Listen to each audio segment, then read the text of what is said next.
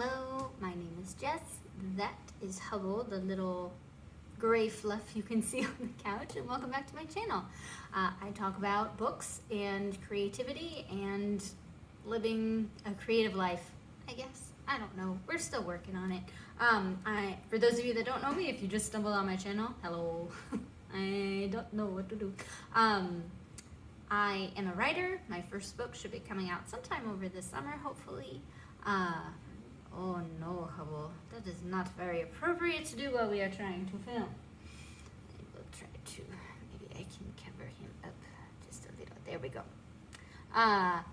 Yes, I got very distracted by my dog, who's still doing it. Oh well, we'll just let him. Sorry, he's a dog. So today we're gonna be doing another book video. We'll see. I've only done 2.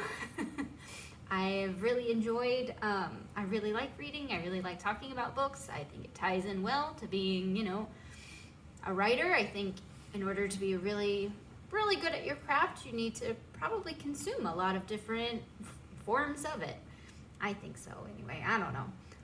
So like if you're a drawer or like an artist in some way, I think it's important for you to get inspiration from, visiting museums or looking up art online or other really creative artists and things. So that's kind of what I'm doing with my books, is I'm trying to become better by reading and understanding what it is that I like and what I don't like and what I want to incorporate into my own books. But that being said, reading has been a little bit of a struggle lately, and I'm not really sure why.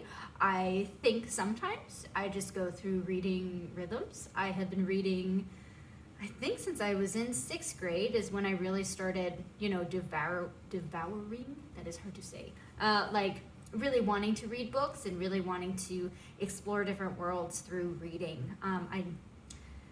Although it would have been great if I discovered it earlier, I had better things to do. So I was in 6th grade by the time I finally realized reading was my favorite way to consume media, which is a whole long thing. I don't know if I've talked about my reading journey. I don't know if anybody cares. We're already 2 minutes in the video, so we're just gonna keep going with it. So yes, I was in 6th grade when I discovered I really liked reading, so I've been reading pretty much nonstop since then.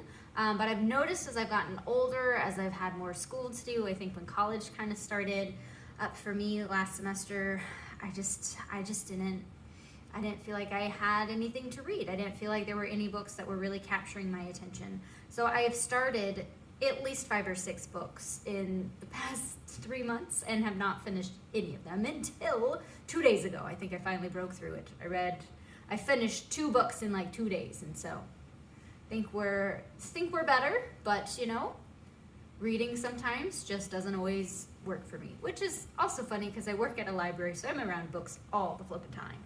But actually finishing books has been a struggle for some reason. So hopefully I'll be through that now. We'll be able to talk about more books on this channel. I'm also doing the Modern Mrs. Darcy's Reading Challenge for this year. So there are 12 books that I have picked that I'm planning to get through. 12 books shouldn't be too bad, but I'm already behind because we're halfway through the year and I've only read those books. I think I've only read 2. So we're just gonna, list is gonna change. It's gonna be great. Gonna at least talk about 12 books on this channel. So, by the way, I feel like I should mention, I typically read books about women and by women. There are a couple of exceptions of books where the main, protagonist is a male, and I enjoy those books too, but most of them are going to be kind of about women. So if that's not your cup of tea, it's fine, but that's what we're going to be talking about here. Which kind of brings us to today's book, which is a funny story. Do you care about the story? I have no idea, but I'm going to tell you anyway. I was at Half Price Books and I found this gorgeous book for like $4 because I'm a bargain shopper, and it was just beautiful. I felt like the cover was kind of what I'm going for my books. I don't really want to do the picture of a person. I want to do something a little bit different.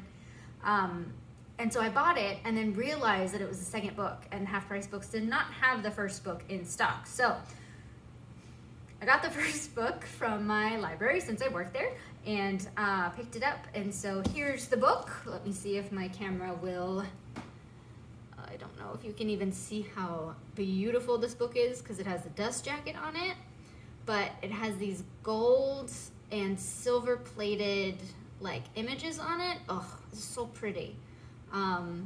So this is the book. It's called The Hazel Wood by Melissa Albert. I finished it 2 days ago. I think this one may count for part of my Modern Mrs. Darcy thing. I just had to pick 12 books, you know, and I did a whole video on that one. Haven't looked at that list in a while, but you know, we're just gonna roll with it. I've been struggling. So this book is about a girl named Alice. She and her mom move around a lot. They're in the New York area. I think they've been all over the US, but mostly the story takes place in New York. They've always been on the run. It seems like bad luck kind of follows them no matter where they are, if they stay in a place for too long. And so they just continue to move and continue to start fresh and start a new life. And in the beginning of this book, Alice's mom is actually kidnapped. And so Alice goes off to go and rescue her. That's kind of the plan. But she ends up learning about herself in a way that she, you know, kind of a coming of age thing. This is a teen book. I think the main character is 17. I think that's what it's at. So she's kind of coming of age, coming into herself, but she learns a whole lot about herself and about her mother that she wasn't planning on before. So the thing I love about this book, it's like these, I love stories within stories. I just feel like it's interesting to me, and I like being able to pick out tropes and things like that. So this has several stories within this one story. There's a fantasy world, and I just thought the whole thing was super well written, super imaginative, and then now that I'm paying attention to writing and how hard it is to actually describe things, like I need to show you guys what it looks like instead of telling you this person's mad, things like that. I thought the author did a fantastic job. The writing's super pretty. You can really see kind of the images that she's trying to portray. And at first I was slightly disappointed when I picked up this book because I thought it was going to be like a true fantasy, like in set in a fantasy world, not in New York, but I actually enjoyed this book so much, and even though it wasn't exactly what I was looking for, I think it came to me at the perfect time. So it was really, really good. It's a little dark, but not so dark that a sensitive reader and person like me can't get through it. Didn't keep me up at night. I had no problems sleeping. I'm a very sensitive person. That might be part of the reason why I put some of the books down that I did. You know, there are certain things that just I can't get through in books, and if it bothers me, I put them down. I don't finish them. So there you go. Dark, but not that dark. Like, I think most people could probably get through this fine. The second half of this book really feels like you're reading somebody's dream, and I think the author did it was so fun to read. She did such a good job of letting things flow into each other, because I feel like sometimes when authors try to do that, it feels really choppy, chop. Like each scene is kind of like you get thrown out of it a little bit.